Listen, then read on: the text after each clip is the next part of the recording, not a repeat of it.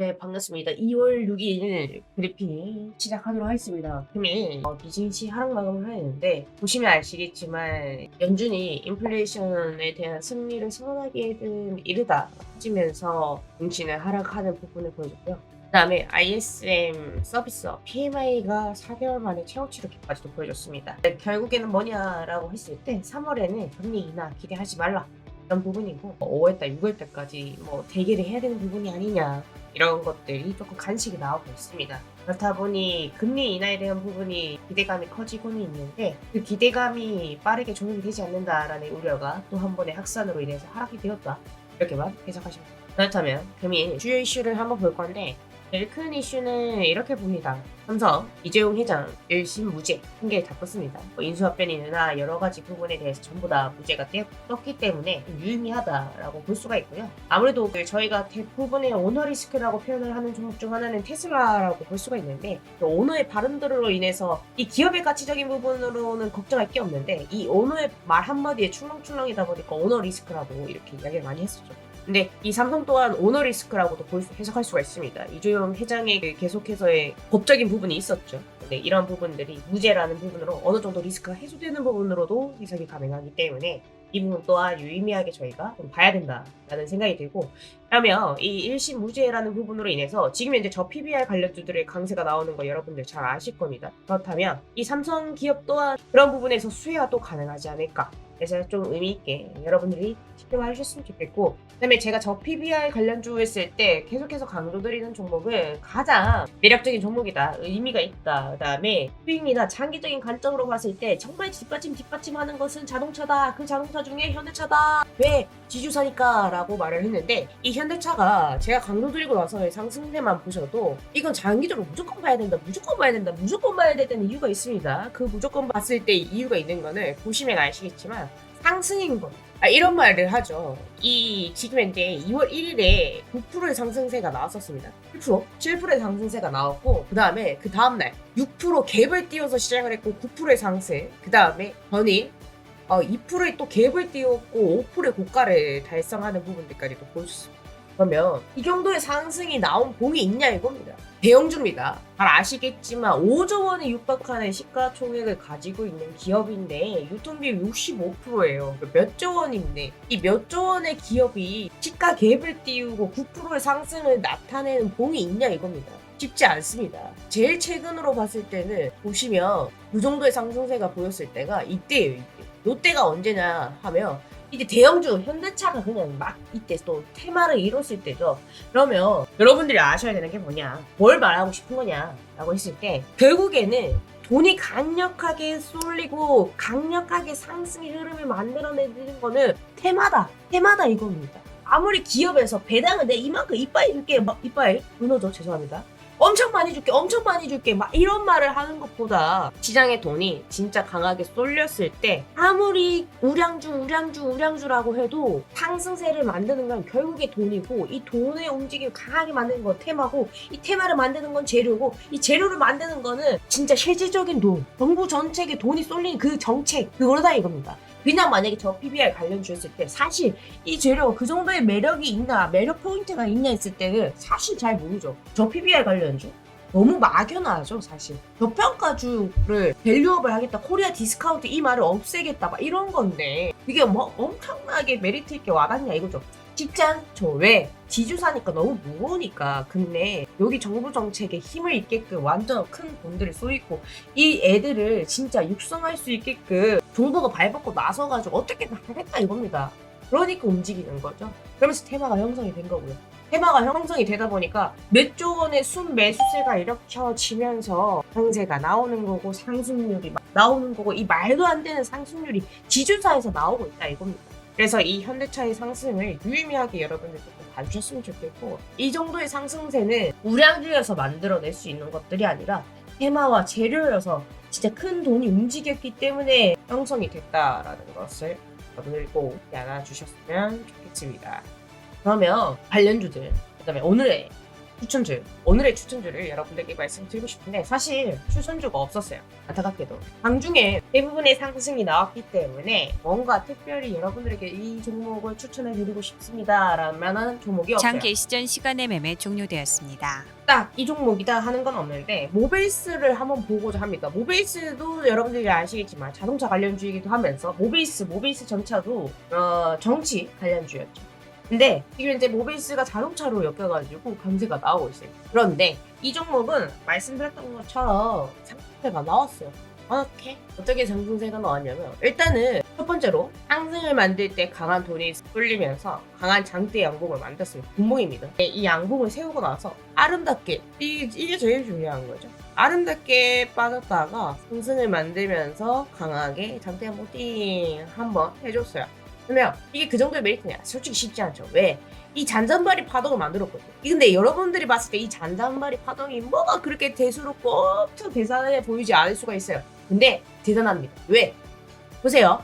이 5%의 상승입니다. 그러면 이 5% 상승 저가 기준이니까 못 잡는다. 맞아요. 그러면 그냥 잡았다라고 해도 2% 4%의 상승세는 나옵니다. 그러면 이 2%의 상승세를 누가 먹냐? 트레이더들이 먹어요. 왜? 강한 동이 쏠리면서 양봉 형성 그리고 나서의 잔파동 저가 형성하고 나서의 양봉 공간을 먹어가게. 그러면 2% 뛰기를 해서 벌써 6%를 누군가는 먹었어요. 그리고 나서 저가 이탈 하고 지켜봅니다. 여기서 하나? 아니네. 여기서 하나? 여기서 하네 하면서 누군가는 이 양봉에 종가에 들어갔다 해도 몇 프로인지 아십니까? 2%. 하는데 2%. 왜? 2%, 8%. 2% 뛰기를 4번 해서 누군가는 이 모베이스에서 8% 뛰기를 했을 거예요. 그러면 이 8% 뛰기를 했다라는 거는 그만큼 이 아이가 잔파동을 많이 그렸다. 잔파동을 많이 그렸다는 그 안에서의 물량 해소도 있었을 거다. 그렇다면 지켜보기에는 조금 애매하다. 하지만 관심을 가져야 된다. 왜? 모베이스에 일단 돈이 쏠렸고 제가 제일 좋아하는 게 무엇이라고 했습니까? 보시면 일봉상인데 강한 상승 만들었죠. 그리고 나서 쭉 죽였어요. 그러면 이 파동은 끝난 겁니다. 이제 이전 파동을 무시하겠습니다. 이전 파동을 무시하고 새로운 파동을 만들려고 시도를 하는 봉이 나왔습니다. 언제? 어제 나왔는데 조금 아쉬웠던 것도 뭐였냐? 시가갭 3%. 근데 이 시가갭이 3% 고점에 26% 그리고 나서 종가 17% 그러면 15% 이상에서 상승을 했기 때문에 세력의 컨트롤은 아직도 존재를 한다라고 해석을 할 수가 있는 거고 그 다음에 상한가를 의도적으로 찍지 않는 부분도 보여줬다. 왜? 상한가를 찍었을 때 상한가를 안착을 하냐 마냐 그 다음에 상한가를 푸냐 마냐에 따라서 그 심리가 또 달라져요. 그래서 아예 상한가를 근접하지 않으면서 26% 찍었다는 것도 좀 베스트의 흐름이 오히려 해석이 가능할 수도 있고 정말 힘이 좋은 종목은 상한가도 안착하고 그 다음에 상한가를 말아 올려서 유지도 하고 아니면 상한가 풀렸다 잘했다 하면서도 물량을 해소하는 부분도 있지만 그 정도의 돈이 쏠린 것은 사실 아니었기 때문에 하지만 상승세 자체는 26%까지 나오는 것도 유의미하기 때문에 그래서 우리는 좋게 해석을 할 수가 있는 거고 그 다음에 갭을 3%를 띄웠습니다. 그냥 이 갭을 3%를 띄운 거에서 여러 가지 해석이 나올 수가 있는데 저는 그렇게 해석이 가능하죠. 어떻게? 3%. 그러니까 제가 생각하는 갭에서 7%, 11%, 그 이상의 갭을 띄웠을 때는 조금 공포감이 있습니다. 그 갭이 너무 크면 그 갭을 누군가는 공포로 여겨서 털어내요. 7%에 만족하고 털어내는 부분도 있고 여러 가지 측면에서 털어내는 부분들 그러니까 물량을 홀딩을 하기가 쉽지 않은 부분이 있습니다. 심리적으로요. 근데 3%의 갭이 띄었는데 이 3%의 갭은 어느 정도 만족하는 그 갭이다 했을 때 좀 더 지켜보겠다 홀딩에 할 수 있는 그런 심리적인 부분이 뒷받침이 되면서 이 3%의 갭이 어디서 시작했냐 이겁니다. 그러면 이 3%의 갭은 어디서 시작했냐? 제가 제일 좋아하는 240선 위에서 시작을 해버리는 거죠. 그러면 이렇게 해석이 되는 거죠. 이 240선을 뚫는 것 자체도 힘이 드는데 아예 아싸리 3% 갭을 띄워서 시작을 해버리면 이 240선을 이탈하지 않으려는 그 심리가 같이 작용이 되기 때문에 오히려 적은 돈을 쓰고 심리적인 부분을 보존을 하면서 상승을 만들기에는 쉬워진다. 이렇게 해석이 가요. 그렇기 때문에 이 갭을 띄우는 위치도 정말 베스트였고 그 다음에 4%밖에 안 띄웠다는 것도 베스트였다. 그렇기 때문에 이 종목을 접근하기에는 용이했다. 근데 어제 접근했을 때 용이했다. 오늘 접근하기에는 좀 더 지켜봐야 된다. 왜? 여러 번의 파동을 그렸고 말씀드렸던 것처럼 4번의 구간 2% 뛰기만 해도 8%의 수익을 챙길 수 있는 트레이드 영역에서 충분히 나와줬기 때문에 이 종목을 보기보다는 아마 실목을 접근하는 게 좀 더 나을 수는 있기 때문에 여기까지도 가능합니다. 그래서 여러분들에게 이렇게 일부러 풀어드리면서 말씀을 드리고 싶어서 모베이스는 말씀을 드리는 거고, 그 다음에 푸른저축은행은 제가 말씀을 드릴까 말까 정말 고민을 많이 했습니다.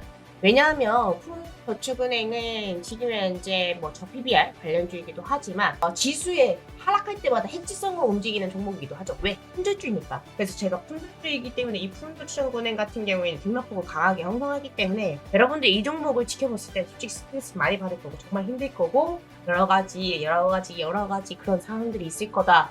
그래서 트레이더 영역이니 접근하지 말라 했는데 어제 갭을 띄워버렸지 뭐예요. 왜? 지수가 빠졌으니까. 지수가 많이 빠지는 부분이 나왔기 때문에 그런 흐름들을 여러분들이 해석을 하고 계셨을 텐데, 근데 다시 한번 지수가 반등하는 부분과 함께 조금 희청이 있었으나 또 푸른저축은행이 금융주이면서 저 PBR 관련주들의 반등과 함께 이 종목이 조금 안착하면서 유지되는 부분을 보여줬습니다. 그래서 보시면 시가가 이게 양봉인데 시가가 마이너스 2%에서 시작을 했어요. 그리고 고가가 26%, 그 다음에 종가가 얼마냐? 11%입니다. 그러면 제가 보통 15% 위에서 마감을 했을 때, 종가 마감이 되었을 때 세력이 아직 이탈을 하지 않았다라고 해석이 되는데, 이 종목 같은 경우에는 저가 대비의 상승을 봅니다. 저가 대비의 상승으로 보았을 때 지금 종가로 봐도 60%의 상승세가 나왔기 때문에 이 60%의 상승, 총 상승으로 봤을 때 종가 기준으로만 봐도 60%이기 때문에 이 종목이 세력이 터치를 안 하고 있다. 이게 말이 안 되는 거죠. 세력이 터치를 하고 있는 거죠. 단 5년이 적은 돈으로 움직이기 때문에 그 세력의 돈의 규모는 이렇게 딱 판단하기에는 쉽지가 않습니다. 하지만 많이 돈이 쏠린 거는 세력 대급으로 체크를 하고 있기 때문에 당연히 유의미하게 보고 있는데, 그렇다면 이 종목을 새롭게 고가를 갱신을 했고 그 다음에 거래량을 새롭게 더 큰 거래량을 동반한 상승세를 만들면서 고가를 형성을 했기 때문에 유의미하기에 한번 보자 이겁니다. 왜냐? 제가 안 보자고 해서 여러분들이 안 볼 건 아니니까, 볼 거니까 100% 보겠죠. 이렇게 상승을 했는데 어떻게 안 보겠습니까? 보죠. 그러면 SR이 볼 텐데 짚어주자 이겁니다. 어떻게 짚어주느냐? 매수 1차는 12,500원, 그 다음에 매수 2차 12,000원 잡고 뒤지거나 11,700원이에요. 엄청 타이트하게 잡아드립니다. 왜? 이 종목이 이 구간대를 이탈을 했을 때는 더 큰 출렁이면서 11,000원까지 빠지고 했을 때 개인의 심리가 그냥 아싸리 또 그냥 미쳐버리게 만들어버리는 거죠. 그러면 심리적으로 그렇게 크게 타격이 없는 구간 안에서 우리가 놀자 이겁니다. 그러면 12,500원, 12,000원 잡고 우리가 잡아나가고 그냥 11,700원 한번 깰 수는 있는데 거기에서 마지노선까지 잡아드린다면 11,500원인 거죠. 여기서 더 큰 이탈이 나왔을 때는 의미 있게 볼 필요가 없습니다, 애초에. 그래서 11,500원 이탈했을 때는 11,000원까지 그냥 밀어버릴 수 있기 때문에 11,700원 이탈했을 때 또 그런 심리가 있습니다. 무슨 심리? 11,500원은 지켜줘야지. 한 번은 깼지만 한 번 더 깬다면? 뭐 여러 가지 생각을 한다 이거죠. 그러면 11,700원 깼는데 여기서 하면서 받아줄 거야 하다 보면 11,500원 깨고 막 저 지하 어디 갑니까? 11,000원 깨고 10,000원 이렇게 가버리고 그럼 어떻게 됩니까? 계좌 박살나는 거죠. 그러면 계좌 박살나기 전에 여러분들에게 진짜 여기까지도 깼는데도 바보같이 모르면 안 돼요 라고 알려드리는 게 11,500원입니다. 이제 여기까지 이탈하면 진짜 나는 뒤도 돌아보지 말아야 돼 하고 매도 버튼 누를 수 있는 그때까지도 짚어드립니다. 그래서 제가 이렇게 모베이스 푸른저축은행에 여러분들에게 말씀드리면서 또 하나 생각이 난 게 뭐냐면, 어제 누군가 물어보더라고요. 뭘 물어봤냐면 매도가. 이 매도가 같은 경우에는 제가 진짜 좋아하는 종목 같은 경우에 여러분들에게 조금 매도가를 잡아드릴까 합니다. 예를 들어서 제가 좋아하는 종목 중 하나가 어제 엄청 강조드렸던 서현이야 같은 있죠. 이런 종목을 여러분들이 매도가를 한번 잡아드리고자 합니다. 그러면 서현이야 같은 경우는 좋은데 아마 오늘 빠질 거예요. 빠지면서 왜 빠지냐? 공기 가열 예고가 떴습니다. 어제 공시에서. 그러면서 시에 마이너스 3%까지 빠지는 부분을 보여줬죠. 그러면 시에 마이너스 3% 빠졌을 때 22,000원 지켜주는지 흐름을 한번 보여줬으면 좋겠고요. 그리고 나서 뭐 21,000원, 21,300원대를 지지를 하는지를 한번 체크해 주겠습니다. 22,000원 이탈 여부 체크. 그러면 만약에 22,000원 이탈을 한다 하면 21,300원에서 21,000원에서 여러분들이 받을 생각으로 한번 체크했습니다. 그다음에 제가 어제 그 말을 했어요. 원익홀딩스에 대해서 이야기를 했었을 겁니다. 상한가를 갔던 종목이기 때문에 지켜봐야 되는 거. 그다음에 이 종목이 아마 갭을 띄울 거다. 다리도 이쁘고 전반적으로 이 아이가 크게 나쁜 건 없다. 근데 가장 베스트는 서현이었고 원익홀딩스에 대해서 여러분들이 좋은 점에 대해서도 말씀을 드렸을 거예요. 그래서 갭을 띄웠어요. 아니나 다를까 갭이 얼마냐? 7%의 갭이 띄웠어요. 근데 7%의 갭이 띄었기 때문에 제가 전일 그 상한가 가격에서의 매수가를 잡아드려서 아마 변동성이 있을 거다라고 분명히 여러분들에게 드렸을 겁니다. 그냥 이 변동성이 있었냐면 100% 변동성이 있죠. 왜? 상승이 이만큼 했는데 변동성이 없으면 말이 안 되잖아요. 그죠? 그러면 어떤 가격에서 잡아나가는 게 베스트였냐 했을 때 4,400원이 베스트였어요. 이렇게 봉을 강하게 형성하고 나서는 4,400원이 베스트였는데 4,400원에 기회를 줘버렸었어요. 그렇다면 이 종목을 4,400원에서 잔잔발이 움직임이 몇 번 나왔는지를 한번 볼게요. 4,400원 한 번, 두 번, 세 번 나왔어요. 그러면 이 세 번의 파동을 그릴 때마다 얘는 3%의 상승이 나와버렸네, 최소. 그러면 3% 하면 몇 프로죠? 9%입니다. 9%의 상승이 나왔기 때문에 이 종목이 잔잔발을 트레이드 영역에서 많이 먹었겠네? 라는 해석이 또 한 번 가능하죠. 그러면 트레이드를 이렇게 튀기처럼 막 잔잔바리 수익을 챙기냐면 네, 엄청 많이 챙깁니다. 한 종목에서 10% 한 번에 와우 한 번 팔았을 때 10% 좋죠. 너무 좋죠.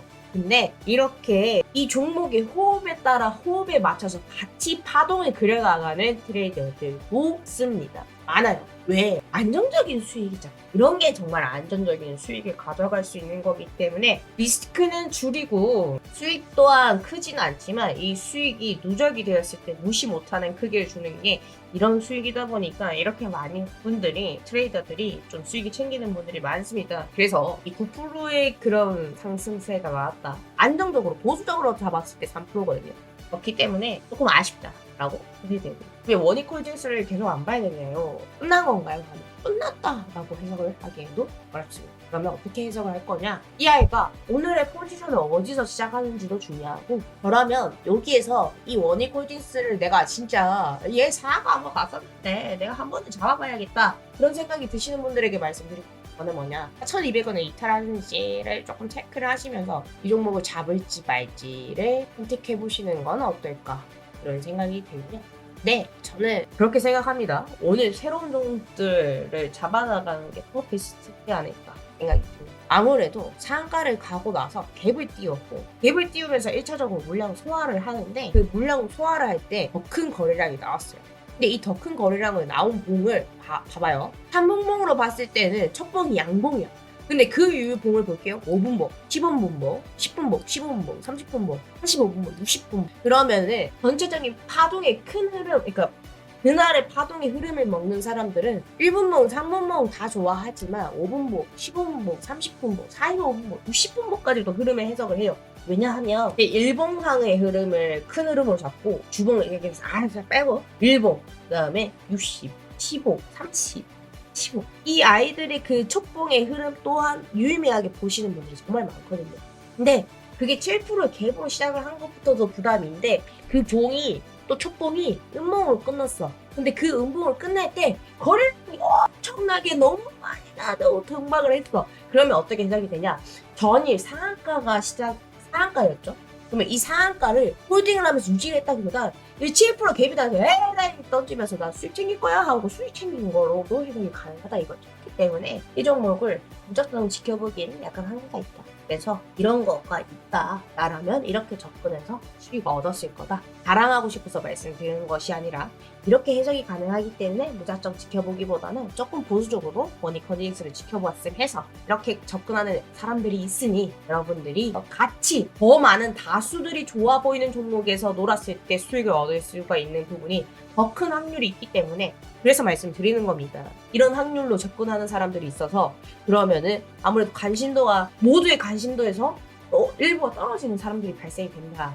라고 해석이 되는 거니까 그래서 말씀드리는 거니 오해하지 않으셨습니다. 그래서 서현이와 같은 경우는 단기 가열 예고로 시작을 하기 때문에 급락을 해서 시작을 한다면 우리한테 오히려 땡큐. 그렇다면 어떤 가격에서 지지를 하는지 그런 부분으로 만약 이탈했을 때는 오히려 그냥 잡아나가겠다 정도 이렇게까지도 해석을 하고 있다 라는 것을 참고해 주시면 좋겠습니다. 그러면 뭐 전에 움직였던 종목들은 아마 여러분들이 아실 거예요. 제약주가 움직였고 흑연 관련주들이 움직였는데 흑연, 초전지체 관련주들 같은 경우에는 초동스포, 전도체 관련주들은 사실 1월 달에 큰 테마를 형성해서 움직였고 그다음에 저는 애초에 제약주를 그렇게 크게 좋아하지 않습니다. 사실. 이렇게 장이 출렁였을 때 제약주가 올라오는 거는 사실 그냥 너무 찌라시를 만들기 쉬운 게 제약주다라고도 해석이 가능하거든요. 그래서 제약주를 좋아하지 않는 건데 그래서 저는 가타부타 하고 싶은 마음이 지금도 없습니다. 그렇기 때문에 가타부타를 하지 않겠습니다.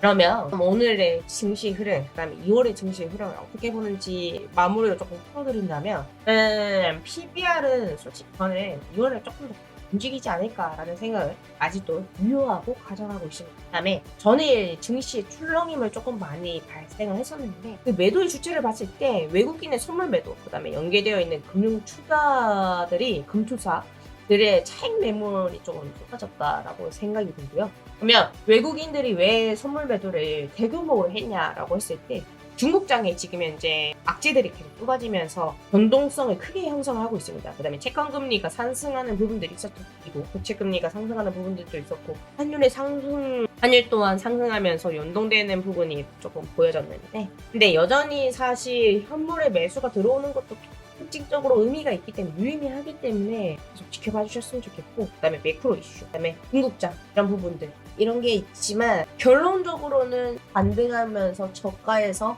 매수세가 들어오는 부분들이 또 유의미했기 때문에 그러면 저가에서 매수세가 안 들어왔으면은 지수가 방어가 되지도 않았고 더 큰 출렁임이 발생했었고 코리아 디스카운트라는 말이 여전히 유효하면서 주춤하는 사람들이 없으니까 시장의 매력 포인트가 떨어졌을 텐데 시장의 참여자들이 저가에서 매수를 하는 부분들이 더 들어왔기 때문에 국내 증시를 부정적으로 해석하기에는 어렵다 라고 해석이 되고요. 여전히 외인의 현물 수급이 좋다. 특히나 저 PBR 관련주들로 돈이 많이 쏠리고 있어서 이 부분이 2월 달에는 계속 되면서 긍정적인 해석을 계속 해도 되지 않을까 라는 생각이 들고 있고요. 장기적으로 우상향을 해줬으면 좋겠다라는 개인적인 바람까지도 있습니다. 이런 증시에서 여러분들에게 무조건 살아남자라고 저는 말씀드리고 싶고요. 그다음에 장 개시했습니다.